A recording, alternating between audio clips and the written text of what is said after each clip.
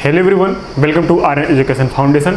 पिछले वीडियोस में हम डिस्कस कर चुके थे कि इलेक्ट्रिसिटी को कैसे फ्लो करते हैं, ठीक है। पोटेंशियल डिफरेंस के बारे में डिस्कस कर चुके थे और हम ये भी जान चुके थे कि जो इलेक्ट्रिक कंडक्टर होता है उसमें जो रेजिस्टेंस होता है वो कैसे होता है, ठीक है। आज हम करने वाले उसी सीरीज को आगे बढ़ाते हुए रेजिस्टेंस को अरेंज कैसे करते हैं। तो रेजिस्टेंस को हम दरअसल देखने वाले हैं कॉम्बिनेशन ऑफ रेजिस्टेंस, ठीक है।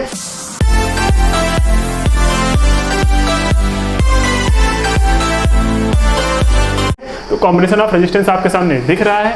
उस रेजिस्टेंस को हम कॉम्बिनेशन मतलब रेजिस्टेंस को हम किसी भी सर्किट में कितने टाइप से ऐड कर सकते हैं, कितने टाइप से जोड़ सकते हैं, ठीक है। तो वही हमें सीखना है इस वाले वीडियोस में। तो चलिए स्टार्ट करते हैं और हम जानने की कोशिश करते हैं कि रेजिस्टेंस को हम कैसे ऐड कर सकते हैं किसी सर्किट में। ध्यान से देखना मेरे भाई। तो कॉम्बिनेशन ऑफ रेजिस्टेंस इस वीडियो में पढ़ेंगे। कॉम्बिनेशन ऑफ रेजिस्टेंस में क्या होता है, सबसे पहला होता है मेरे भाई, ध्यान से देखना, इलेक्ट्रिसिटी में सबसे पहले हमने क्या पढ़ना है, रेजिस्टेंस, ठीक है। रेजिस्टेंस को दो टाइप से ऐड कर सकते हैं। सबसे पहला होता है पैरेलल, क्या होता है, पैरेलल कॉम्बिनेशन, पैरेलल कॉम्बिनेशन। दूसरा होता है मेरे भाई series combination, series combination. Parallel combination क्या होता है, सीरीज कॉम्बिनेशन क्या होता है, इसको हम एक एक करके जानने की कोशिश करेंगे, ठीक है। तो ध्यान से देखना, सबसे पहले जानते हैं पैरेलल कॉम्बिनेशन। तो पैरेलल कॉम्बिनेशन क्या होता है मेरे भाई, पैरेलल कॉम्बिनेशन में जो पैरेलल कॉम्बिनेशन होता है, तो पैरेलल कॉम्बिनेशन होता है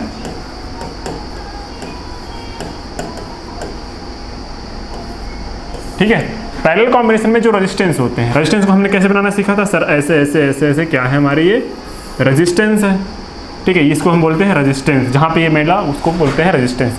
अब ये रेजिस्टेंस सपोज दैट हमारे पास कई रेजिस्टेंस है, इसको लेते हैं R1, इसको ले लेते हैं R2, इसको ले लेते हैं R3, ठीक है। इसको क्या ले लेते हैं मेरे भाई, R3। तो तीन रेजिस्टेंस हमारे पास है, R1, R2 and R3।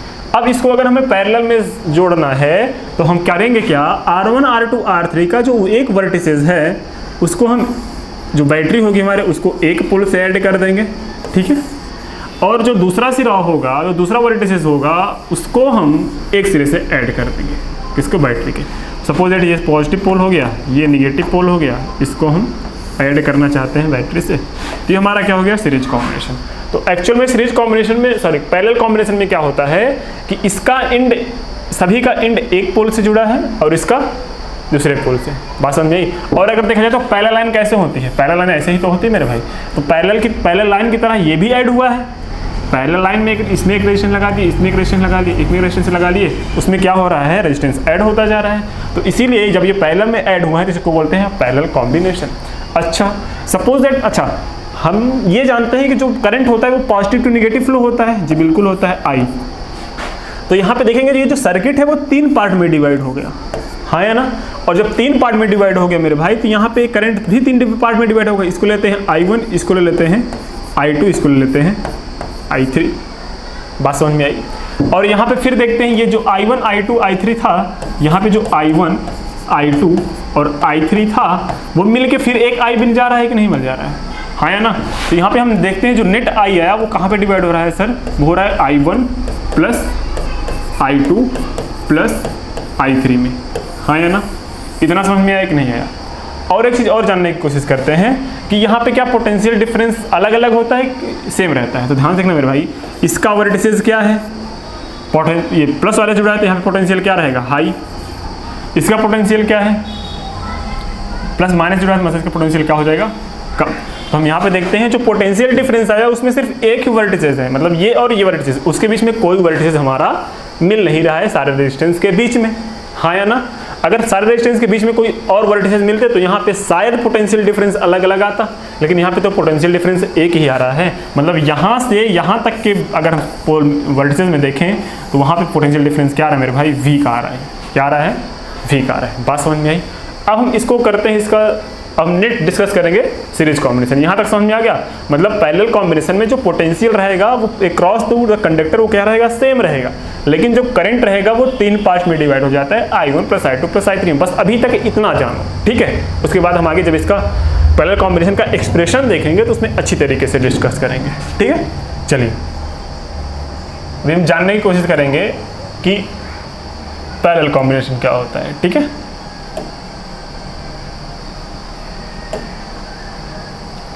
Derivation of mathematical expression of parallel combination.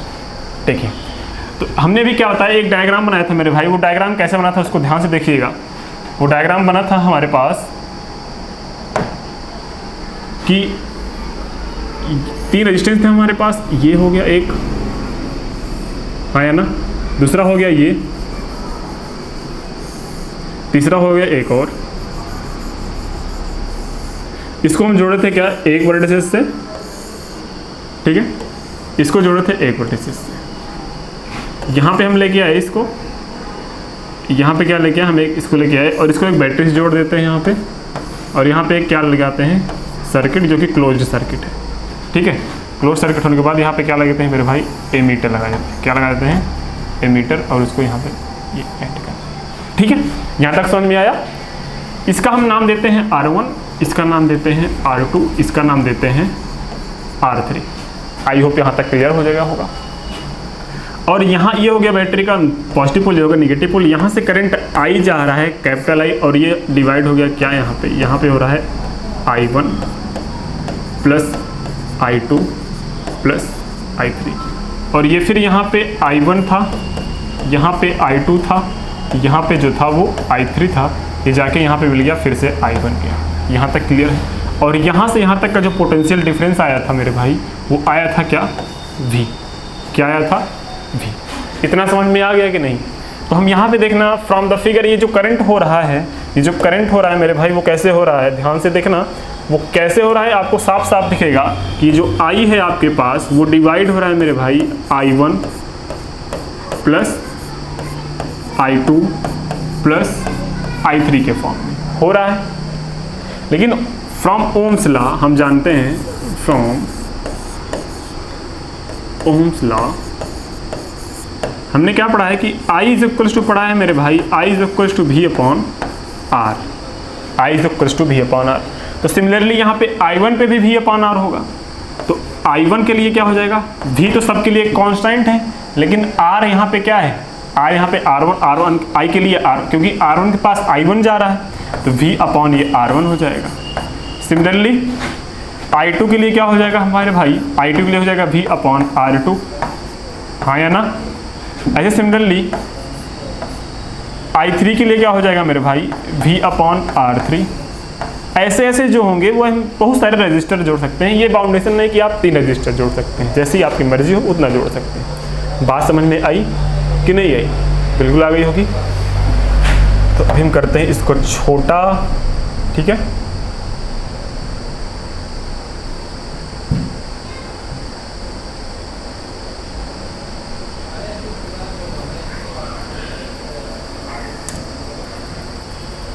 तो यहां तक आपको समझ में आ गया होगा, ठीक है।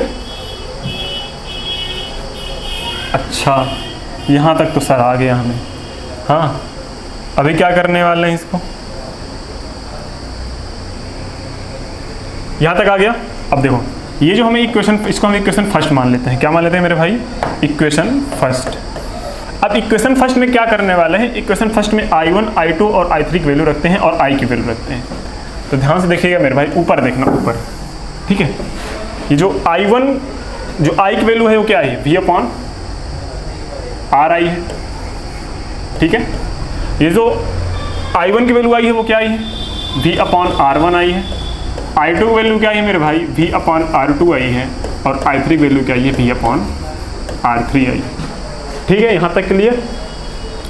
अब देखो यहाँ पे V सब में, तो V मिल रहा है कॉमन, V मिल गया कॉमन। यहाँ पे आ गया 1/R1 + 1/R2 + 1/R3, ठीक है। और यहाँ पे था V/R।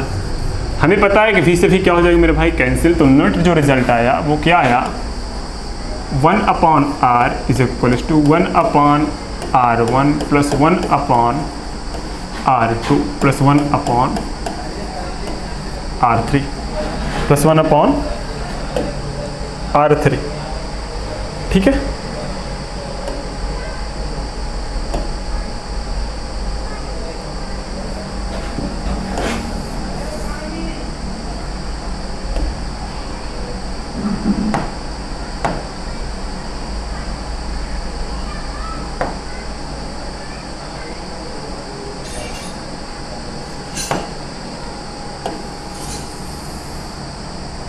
ये आप क्या आ गया सामने, क्या ये रिजल्ट आ गया। इसको बोलते हैं इक्विवेलेंट रेजिस्टेंस। क्या बोलते हैं मेरे भाई? इक्विवेलेंट रेजिस्टेंस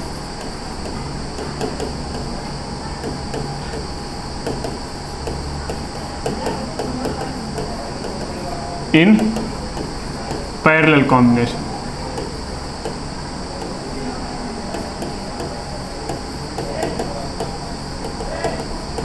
ओके, यहाँ तक समझ में आ गया। एक बार हम फिर से आपको रिकॉल करवाते हैं। हमने क्या देखा था?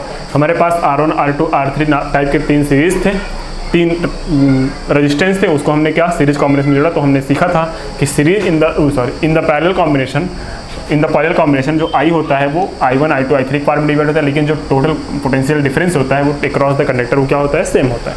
तो हमने पोटेंशियल डिफरेंस को हर जगह पे सेम रखा, और लेकिन R1, R2 पे R3 पे करंट अलग अलग फ्लो हो रहा था। उसके लिए हमने एक्सप्रेशन लिखा फ्रॉम द ओम्स लॉ। उसके बाद ये इक्वेशन उठा के इक्वेशन फर्स्ट में रख दिया, ये सारी वैल्यूज उठा के इक्वेशन फर्स्ट में रख दिया। तो क्या मिल गई हमें? ये रिजल्ट मिल गया। और ये रिजल्ट ही आपका क्या है? Equivalent resistance in parallel combination. अच्छा, अभी इतना ही ध्यान रखना है, ठीक है। इसको अभी मैं लास्ट में इसको रिजल्ट लिखवाऊंगा, कंपेयर करूंगा पैरेलल और सीरीज का, तो वहाँ पर आपको समझ में आएगी चीज़ें। और ठीक है, ये हो गया आपके लिए एक्सप्रेशन। एग्जाम में आएगा तो आपको लिखना पड़ेगा। वो नोट्स आपको डिस्क्रिप्शन बॉक्स में मिल जाएगा, उसके लिए आप टेंशन न लें, ठीक है। लिखने के तरीका कैसे, लेकिन आपको आई होप डेरिवेशन तो समझ में आ ही गया होगा, ठीक है। चलिए अब हम जानने की कोशिश करते हैं सीरीज में, ठीक है। सीरीज कॉम्बिनेशन क्या होता है? सीरीज कॉम्बिनेशन में क्या है? When 2 or more resistance are joined into end so that the same current flows through the each them they are said to be connected in series. End to end सबको पता है क्या? अगर हमारे पास 3 resistance हैं, इसको लेते हैं R1 और इसका नाम है R2, या 2 ही ले लो, और अगर इसका इंड बैटरी के एक पोल से और इसका इंड इसका दूसरा इंड रेजिस्टेंस के पहले रेजिस्टेंस से इससे जुड़ जाए, और इसका लास्ट वाला इंड ला के बैटरी के दूसरे पक्ष से जुड़ जाए, इसको बोलते हैं मेरे भाई क्या? इसको बोलते हैं सीरीज कॉम्बिनेशन। बैटरी कहीं भी लगा सकते हो, यहाँ पे लेके जाओ, जितनी बैटरी लगाना हो लगाते जाओ। आपकी मर्जी, कितनी बैटरी लगा सकते हो आप। तो यहाँ तक समझ में आ गया। मतलब अगर रेजिस्टेंस इंड टू इंड जुड़ रहे हैं, मतलब इसका इंड इसके स्टार्टिंग वाले इंड से, ठीक है, अगले वाले के स्टार्टिंग इंड से, ठीक है। मतलब इंड टू इंड अगर जुड़ रहे हैं तो उनको क्या बोला जाएगा? उनको बोला जाएगा कि जो रेजिस्टेंस है वो सीरीज कॉम्बिनेशन में है। अच्छा, यहाँ से जगह करंट आई, यहाँ से क्या चलेगा मेरे भाई? Current I. और जब करंट आई जाएगा तो यहाँ पे भी करंट जाएगा, क्योंकि सर्किट तो डिवाइड हो नहीं रही है। यहाँ पे भी करंट आई जाएगा, है ना। आई सब में जा रहा है। तो हम बोलेंगे कि इन the series combination the current will be remain, मतलब करंट की जो क्वांटिटी होगी वो क्या होगी? रिमेन्स होगी। लेकिन पोटेंशियल देखो, यहाँ पे एक वर्टिसेस आपको मिल गया, एक वर्टिसेस यहाँ पे आपको मिल गया, एक वर्टिसेस यहाँ पे आपको मिल गया। यहाँ से पोटेंशियल डिफरेंस थोड़ा चला होगा, कुछ यहाँ पे यूज हो गया होगा, यहाँ पे कुछ यूज हो गया होगा, यहाँ पे कुछ यूज हो गया होगा। मतलब अलग अलग चीज़ों के लिए अलग अलग हो रही है कि नहीं? मतलब अलग अलग चीज़ के लिए अलग अलग पोटेंशियल डिफरेंस आ रही है। तो अगर सपोज दैट यहाँ के लिए टोटल V था, कितना था मेरे भाई? यहाँ के लिए अगर टोटल कितना था मेरे भाई? यहाँ के लिए टोटल V था, कितना था? V था। लेकिन V वो 3 पार्ट में डिवाइड हो रहा है। नंबर 1 ये था V1, नंबर 2 था V2, और नंबर 3 था, इसको भी एक रेजिस्टेंस ले लो R2, और ये R3 ले लो, ठीक है, V3। तो मेरे भाई यहाँ पे क्या देखते हैं कि जो पोटेंशियल डिफरेंस हो रहा है वो 3 पार्ट में डिवाइड हो रहा है, V1, V2, V3। लेकिन जो नेट पोटेंशियल डिफरेंस आएगा वो क्या आएगा? इसी का तो सम आएगा, क्योंकि यही तो जाके अंदर डिवाइड हुआ है। तो V इक्वल टू क्या आएगा मेरे भाई? V1 plus V2 plus V3।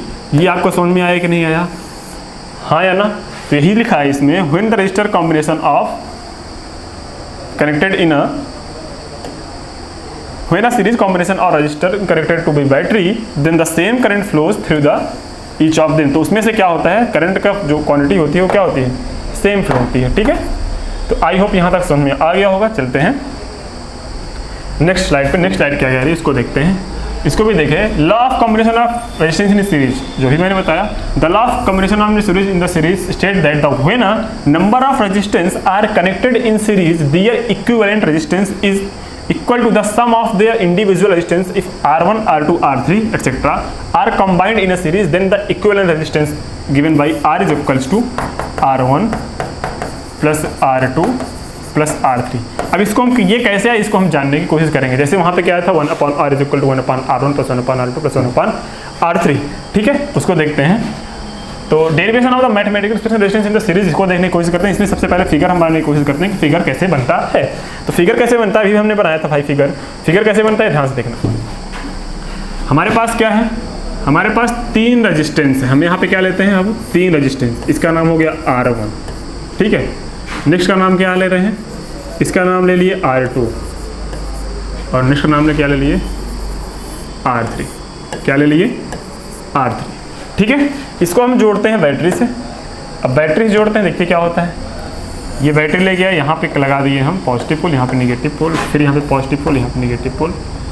अभी हम इसको ला के जोड़ रहे हैं। यहाँ पे हमने जोड़ दिया एक एमीटर और एक्चुअल में यहाँ पे हम एक जोड़ रहे हैं इसको स्विच।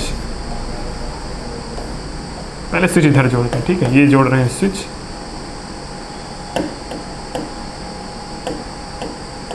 स्विच रहने दो जोड़ने के लिए, है ना, डायरेक्टली जोड़ दो।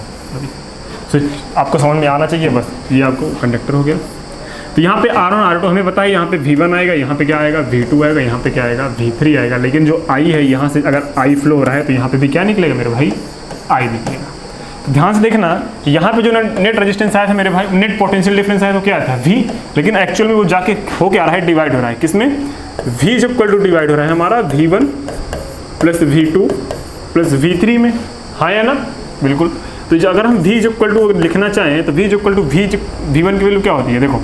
अभी हम अगर लिखना चाहें इसको, ओम्स लॉ से क्या पढ़े थे, ओम्स अंकल ने बताया था V इक्वल टू क्या होता है मेरे भाई, IR, है ना, बाई ओम्स लॉ। हमने क्या सीखा कि V इक्वल टू IR होता है, जी बिल्कुल होता है, कोई दिक्कत नहीं।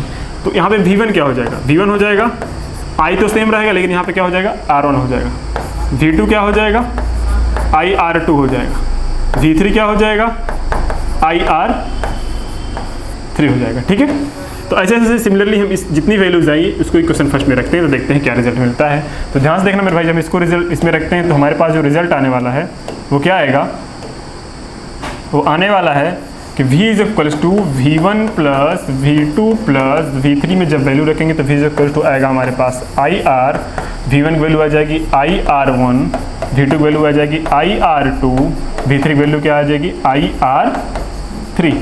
सब में देखो I कॉमन मिल रहा है तो हमने ले लिया I कॉमन। जब I कॉमन लिया यहाँ पे क्या बचा, R1 plus R2 plus R3 is equals to ये IR हुआ। R इधर सॉरी I से I इधर कैंसिल हो गया, I से I इधर क्या हो गया, कैंसिल हो गया, इधर R बचा है। तो यहाँ पे क्या लिख गए हम, R इज इक्वल टू क्या आ जाएगा मेरे भाई, R1 plus R2 plus R3। तो यहाँ पे जो आपको वैल्यू मिली वो क्या मिली मेरे भाई, वो वैल्यू मिल गई। हाँ, तो नेट इक्विवेलेंट रेजिस्टेंस क्या है यहाँ पे, R is equal to R1 plus R2 plus R3। ये हमारा क्या है, ये हमारा है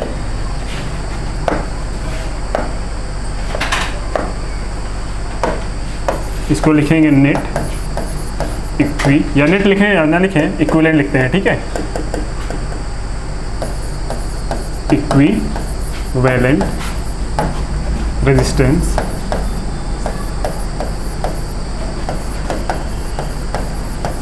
इन सीरीज, ठीक है। तो हमने यहाँ पे 2 रिजल्ट देखा, क्या क्या देखा, R is equals to R1 plus R2 plus R3। और नेक्स्ट स्लाइड में हमने क्या देखा, नेक्स्ट स्लाइड पे हमने ये देखा कि द पैरेलल कॉम्बिनेशन में क्या देखा हमने, 1/R is equals to 1/R1 plus 1/R2 plus 1/R3, ठीक है। तो दोनों को हम क्या करते हैं, एक बार कंपेयर करते हैं, दोनों में क्या नेट रेजिस्टेंस किसमें ज़्यादा होते हैं, इन द पैरेलल कॉम्बिनेशन या फिर सीरीज कॉम्बिनेशन में, ठीक है। उसको हम जानने की कोशिश करते हैं। चलिए, तो हम कंपेरिजन करते हैं किसके किसके बीच, पैरेलल में, ठीक है, और दूसरा सीरीज में। तो इसका एक बार रिजल्ट देखते हैं, ठीक है। रिजल्ट इसमें क्या था, पैरेलल में 1/R is equals to 1/R1 + 1/R2 + 1/R3। इसका जो नेट रिजल्ट आया था वो क्या था, R = R1 + R2 + R3। अब आपके मन में जो भी रेजिस्टेंस मन में आए वो लेट कर लो, ठीक है। चलो हम लेट करते हैं, R की वैल्यू, R1 की वैल्यू लेते हैं 1, R2 की वैल्यू ले लेते हैं 2, R3 की वैल्यू लेते हैं 3, ठीक है। अब इसमें हम कंपेयर करके देखते हैं, इसको इस वैल्यू को पुट करेंगे हर एक में, तो देखते हैं किसमें रेजिस्टेंस ज़्यादा मिल रहे हैं, ठीक है। तो क्या कैसी वायरिंग करने में, किस कॉम्बिनेशन में हमारे घर में वायरिंग करने में प्रॉफिटेबल होगा, ठीक है। जिसमें रेजिस्टेंस कम आएंगे वही हमारे लिए प्रॉफिट होगा, है ना। तो ध्यान से देखना मेरे भाई, R1 की वैल्यू रखते हैं यहाँ पे, तो 1/R = क्या आएगा, 1/1 + 1/2 + 1/3। इसका नेट अगर हम निकाले LCM आ जाएगा 3, यहाँ पे क्या आ गया 3, और यहाँ पे LCM यहाँ पे आएगा कितना 6, यहाँ पे क्या आएगा LCM 6, और यहाँ पे 6 आ गया, तो यहाँ पे आएगा 6, यहाँ पे आएगा 3, यहाँ पे आएगा 2, और जो 1/R = 6 3 9 2 11, 11/6, मतलब लगभग आएगा 1.9 लगभग आएगा, है ना, 1.9, हाँ 1.9 आएगा, या 8 भी आ सकता है, लगभग 1.9 ही रिलेट कर सकते हैं। 1/R = आ गया क्या यहाँ पे 1.9, या फिर 6/11 कर सकते हैं, 6/11, एक सेकेंड, ये देखो 1/R की वैल्यू क्या है 11/6। अब इसको हम थोड़ा और सॉल्व करेंगे, तो R की वैल्यू क्या आएगी मेरे भाई 6/11, क्या आएगी 6/11। तो जो R की वैल्यू आई वो आई 0.5 के थोड़ा सा ज़्यादा आएगी, 0.5 से थोड़ा ज़्यादा आएगी। यहाँ पे जो नेट R की वैल्यू है किसमें, R पैरेलल में आई, पीक लिख देते हैं, इसका मतलब R जो पैरेलल में है वो कितना आया 0.5। लेकिन यहाँ पे क्या देखते हैं, यहाँ पे नेट अगर R की वैल्यू, R सीरीज लिखते हैं, यहाँ पे R सीरीज में क्या आएगा, R1 की वैल्यू क्या है मेरे पास 1, R2 की वैल्यू यहाँ पे 2, R3 की वैल्यू है क्या 3, ठीक है। अभी जब इसको ऐड करेंगे तो 3 2 5 और 5 में 1 ऐड करेंगे तो हो जाएगा 6। तो यहाँ पे जो R इन सीरीज आया, net equivalent resistance in series, तो क्या आया मेरे पास 6 आया, क्या आया 6 आया। तो यहाँ पे क्या देखते हैं, यहाँ पे देखते हैं कि यहाँ पे जो पैरेलल में जो नेट रेजिस्टेंस आया वो क्या है, कम में है, लेकिन यहाँ पे जो सीरीज में कॉम्बिनेशन है वो क्या है, ज़्यादा है, उसमें रेजिस्टेंस ज़्यादा है। तो हमारे लिए प्रॉफिट क्या होगा, जिसमें रेजिस्टेंस कम होगा। तो हमारे घर में वायरिंग जो यूज़ करनी चाहिए वो किस में करनी चाहिए मेरे भाई, वो करनी चाहिए पैरेलल में। तो इसीलिए हमारे घर में जो वायरिंग्स होती हैं उसको किस कॉम्बिनेशन में करते हैं, पैरेलल कॉम्बिनेशन में, ठीक है। अच्छा, और कुछ देखते हैं, नेट इक्विवेलेंट रेजिस्टेंस अगर आपसे पूछा जाए कि किस में ज़्यादा होता है, तो आप बोलेंगे सर सीरीज में। घर की वायरिंग किस में की जाती है, पैरेलल में। किस में सबसे ज़्यादा रकम रेजिस्टेंस होता है, पैरेलल कॉम्बिनेशन में, ठीक है।